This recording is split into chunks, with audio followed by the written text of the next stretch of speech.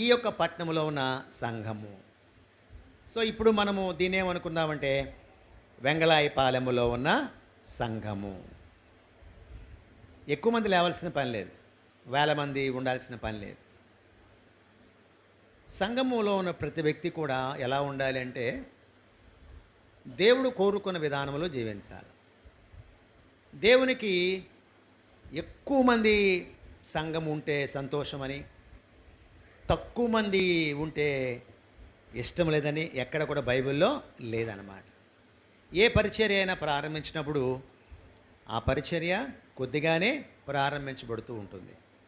ఆ తర్వాత మెల్లమెల్లగా ఒక్కొక్కరిని ప్రభు తీసుకొని వస్తూ ఉంటాడు. యేసుక్రీస్తు ప్రభు వారు మాట్లాడు, చిన్న మంద భయపడకుడి, రాజ్యం అనుగ్రహించడానికి తండ్రికి ఇష్టం. కాబట్టి చిన్న మంద భయపడకుడి.